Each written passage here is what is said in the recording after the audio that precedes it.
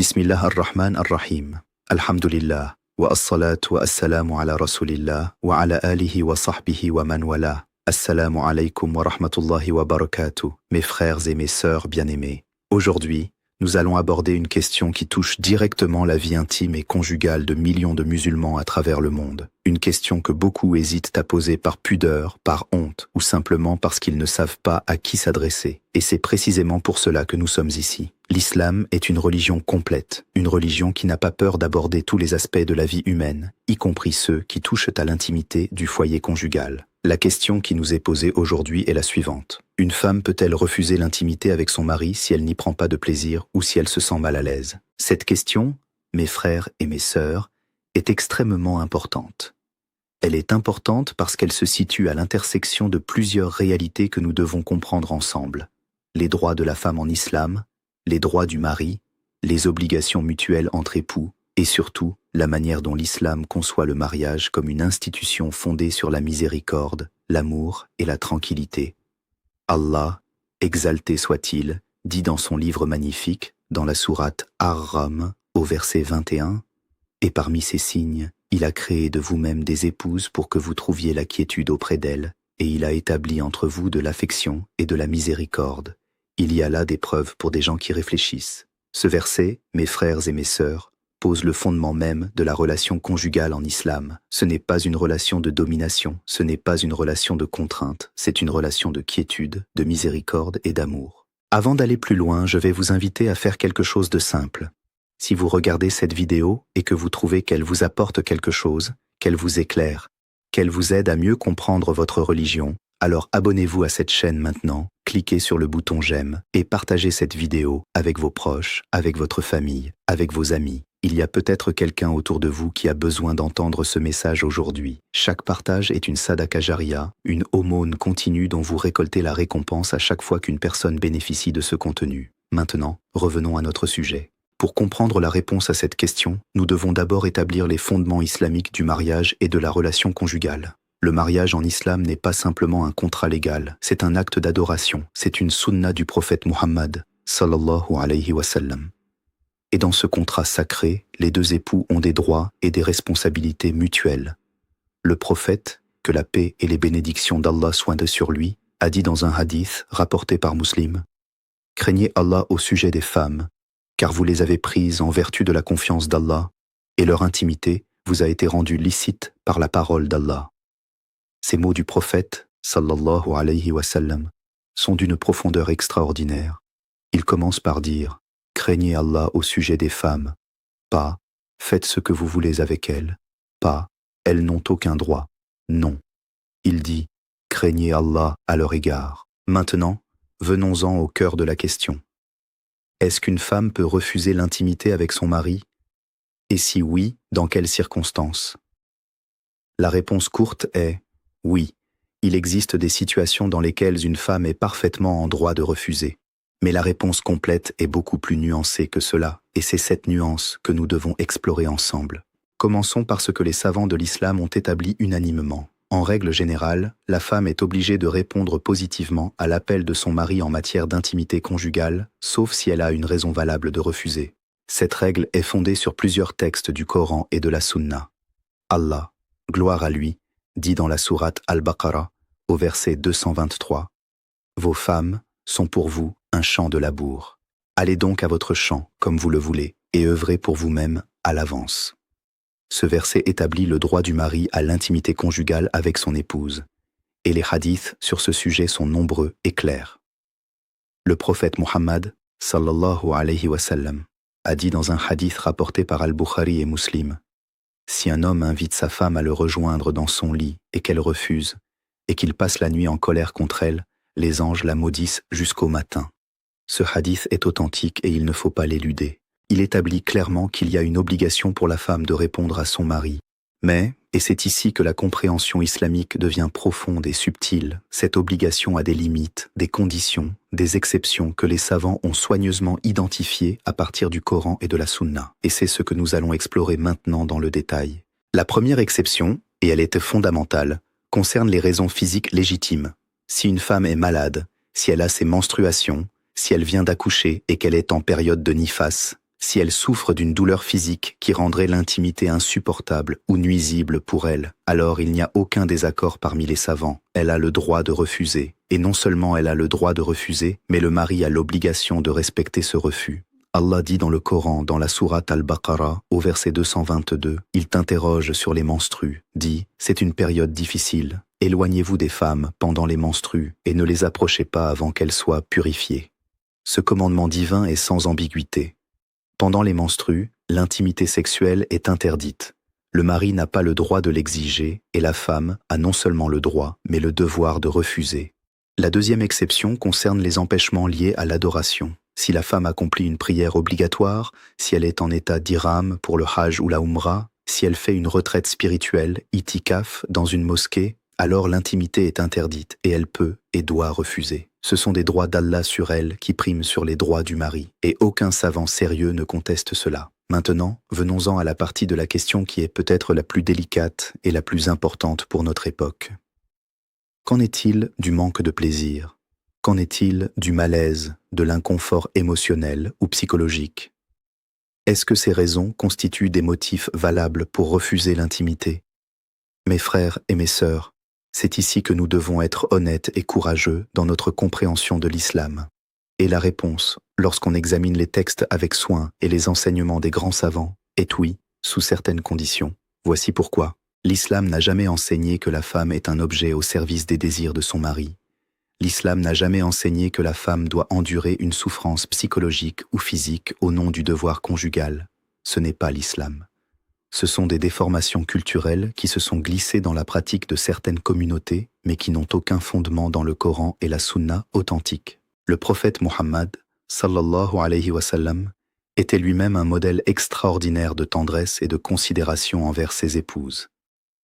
Dans un hadith rapporté par Muslim, Aïcha, que Allah soit satisfait d'elle, décrit comment le prophète prenait soin d'elle, comment il la respectait, comment il cherchait à lui plaire. Le prophète a dit « Le meilleur d'entre vous est celui qui est le meilleur envers sa femme, et moi, je suis le meilleur d'entre vous envers mes femmes. » Ce hadith est fondamental. Il nous dit que la mesure de la qualité d'un homme en islam, c'est la façon dont il traite son épouse, pas la façon dont il la domine, pas la façon dont il exerce son autorité sur elle, mais la façon dont il la traite avec bonté, avec douceur, avec considération.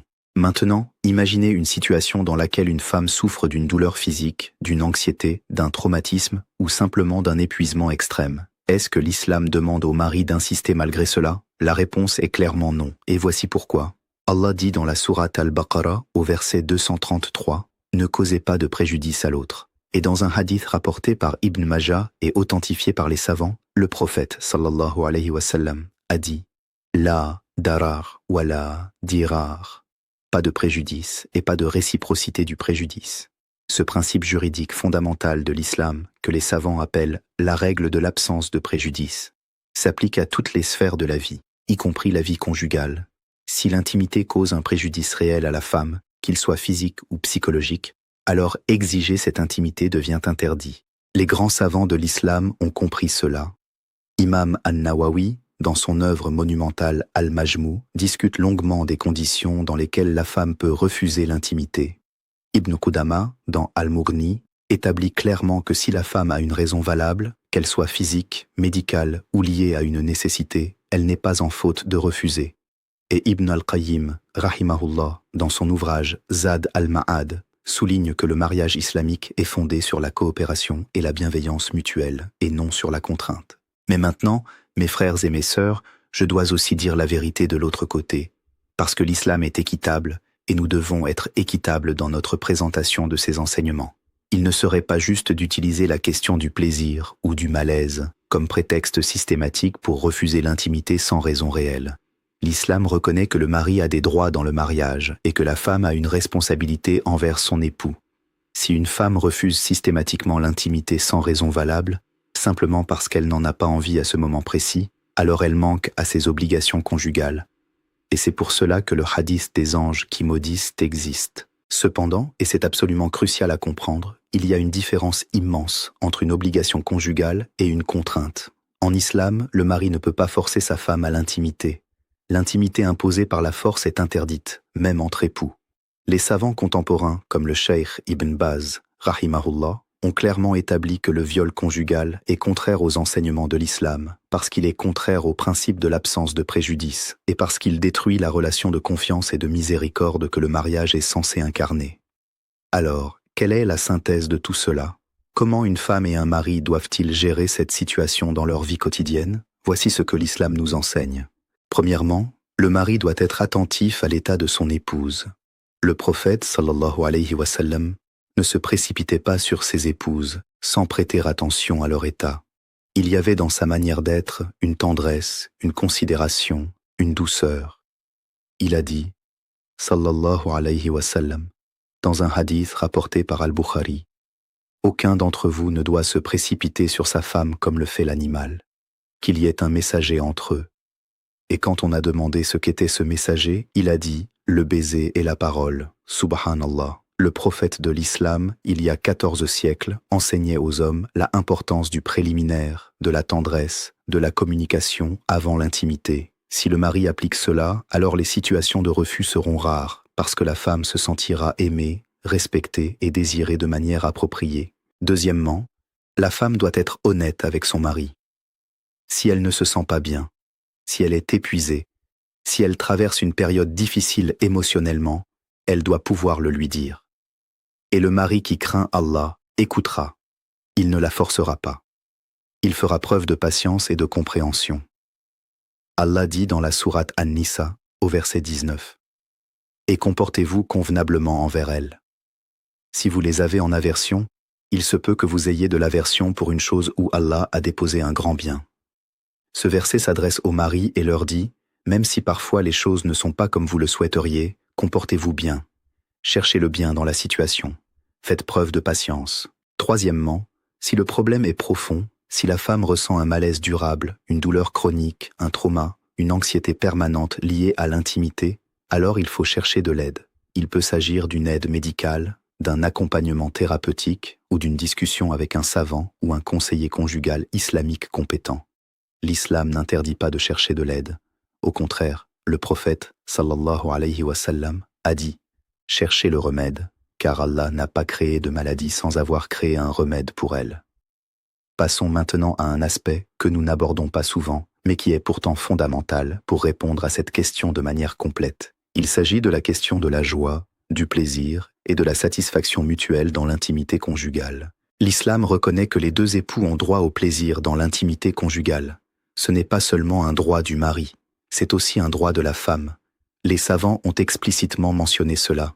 Ibn Hazm, rahimahullah, a dit que le mari a l'obligation de satisfaire son épouse dans l'intimité, tout comme elle a l'obligation de répondre à ses besoins. L'imam al-Ghazali, dans Ihya Ulum ad-Din, consacre des pages entières à la manière dont le mari doit prendre soin de sa femme dans l'intimité, en insistant sur la nécessité de s'assurer qu'elle est satisfaite et heureuse. Cela nous amène à un point crucial. Si une femme ne prend jamais de plaisir dans l'intimité avec son mari, si elle se sent toujours mal à l'aise, cela peut être le signe d'un problème plus profond qui mérite d'être adressé. Peut-être que le mari ne prend pas le temps nécessaire. Peut-être qu'il y a un manque de communication dans le couple. Peut-être qu'il y a un problème médical. Peut-être qu'il y a un historique de trauma qui nécessite un accompagnement. Quelle que soit la cause, l'islam nous dit que ce problème doit être résolu, pas ignoré, pas caché, mais résolu avec bienveillance, avec patience et avec la recherche de ce qui est le mieux pour les deux époux. Le prophète sallallahu alayhi wa sallam a dit dans un hadith rapporté par At-Tirmidhi, « Le meilleur d'entre vous est celui qui est le meilleur pour sa famille, et je suis le meilleur d'entre vous pour ma famille. » Et dans un autre hadith, il a dit, « Traitez bien les femmes, car elles ont été créées à partir d'une côte, et la partie la plus courbée de la côte est sa partie supérieure. Si tu essaies de la redresser, tu la casseras, et si tu la laisses, elle restera courbée. Donc traitez bien les femmes. » Ce hadith rapporté par Al-Bukhari et Muslim est d'une sagesse extraordinaire. Il dit au mari, « N'essaie pas de forcer les choses, n'essaie pas d'imposer ta volonté par la contrainte. Sois doux, sois patient, sois bienveillant. » Mes frères et mes sœurs, je veux maintenant aborder un aspect de cette question qui concerne particulièrement notre époque. Nous vivons dans un monde où les femmes sont souvent soumises à des pressions énormes. Elles travaillent, elles s'occupent des enfants, elles gèrent la maison. Elles font face à des stress constants. Dans ce contexte, il est tout à fait compréhensible qu'une femme puisse parfois se sentir épuisée, dépassée et sans énergie pour l'intimité conjugale. Est-ce qu'un mari qui craint Allah va ignorer cela et insister quand même? Non. Celui qui craint Allah comprend que sa femme est un être humain complet, avec ses propres besoins, ses propres limites, ses propres moments de faiblesse. Et il la traite avec la considération qu'elle mérite. Mais je veux aussi dire ceci aux femmes. Si votre mari vous invite à l'intimité et que vous n'avez pas de raison sérieuse de refuser, pas de maladie, pas de douleur, pas de fatigue extrême, pas de raison valable, alors faites l'effort de répondre à son appel. Non pas par contrainte, mais parce que vous comprenez que le maintien du lien conjugal est une forme d'adoration en islam. Le prophète, sallallahu alayhi wa sallam, a dit dans un hadith authentique rapporté par Muslim, « Et dans l'intimité de l'un d'entre vous avec son épouse, il y a une récompense. » Les compagnons ont demandé avec surprise, « Ô messager d'Allah, l'un d'entre nous satisfait son désir, et il y a une récompense pour cela ?» Il a répondu, « Dites-moi, s'il le satisfaisait de manière illicite, n'y aurait-il pas un péché? De même, s'il le satisfait de manière licite, il y a une récompense. Subhanallah. » L'islam transforme un acte naturel entre époux en un acte d'adoration récompensé par Allah. Alors, mes frères et mes sœurs, la réponse à la question est la suivante. Oui, une femme peut refuser l'intimité avec son mari si elle a une raison valable et reconnue par la jurisprudence islamique. Une maladie, une douleur physique, les menstruations, le nifas, une raison médicale sérieuse, un traumatisme ou une souffrance psychologique grave. Dans ces cas, non seulement elle peut refuser, mais le mari doit respecter ce refus. Et s'il n'y a pas de raison valable, la femme est invitée, dans la bienveillance et la douceur, à répondre à son mari. Mais en aucun cas, jamais, dans aucune situation, le mari n'a le droit de forcer ou de contraindre sa femme à l'intimité. Ce n'est pas l'islam, ce n'est pas la sunna.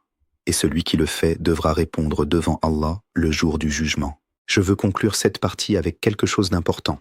Le foyer islamique idéal n'est pas un foyer où l'un des époux impose sa volonté à l'autre. Le foyer islamique idéal est un foyer où les deux époux cherchent la satisfaction de l'autre avant la leur propre.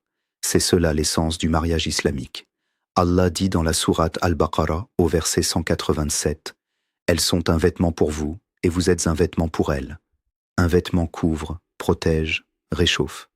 Un vêtement est ajusté à la personne qui le porte. C'est la relation que vous devez avoir avec votre époux ou votre épouse.